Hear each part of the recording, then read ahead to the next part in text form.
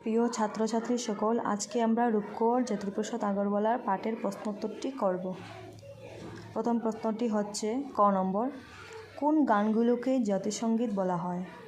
জ্যোতিপ্রসাদ আগরওয়ালা রচিত গানগুলিকে জ্যোতিসঙ্গীত বলা হয়। খ নম্বর, জ্যোতিপ্রসাদ আগরওয়ালা রূপকোঁয়র নামে কেন পরিচিতি পান? জ্যোতিপ্রসাদ আগরওয়ালা অসমীয়া সংস্কৃতিকে নতুন রূপ দিয়েছিলেন, সেই জন্য তিনি রূপকোঁয়র নামে খ্যাতি লাভ করেছিলেন। গ, শিল্পী দিবস কোন দিন এবং কেন পালিত হয়?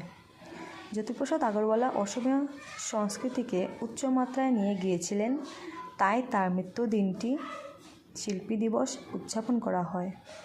প্রতি বছর 17 জানুয়ারি দিনটি পালিত হয়।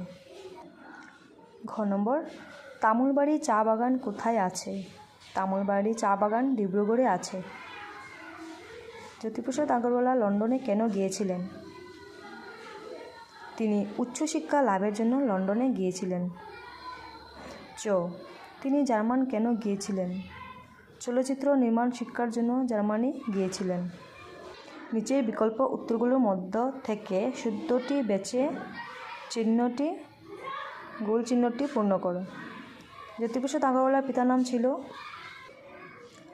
ক পরমানন্দ আগরওয়ালা, খ নিরানন্দ আগরওয়ালা, গ মহানন্দ আগরওয়ালা, ঘ সদানন্দ আগরওয়ালা। উত্তরটি হবে পরমানন্দ আগরওয়ালা। তারপরে প্রশ্নটি হচ্ছে প্রথম অসমীয়া চলচ্চিত্রের নাম। ক যুদ্ধ, খ রাজা হরিশ্চন্দ্র, গ স্বপ্ন, ঘ জয়মতী। শুদ্ধ উত্তরটি হবে ঘ জয়মতী।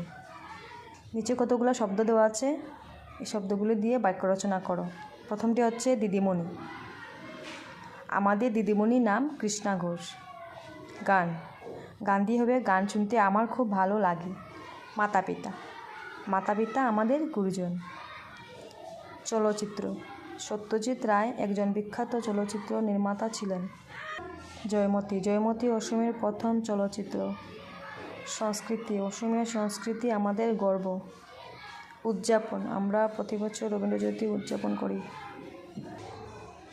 জানুয়ারি, 26 জানুয়ারি প্রজাতন্ত্র দিবস হিসেবে পালিত হয়।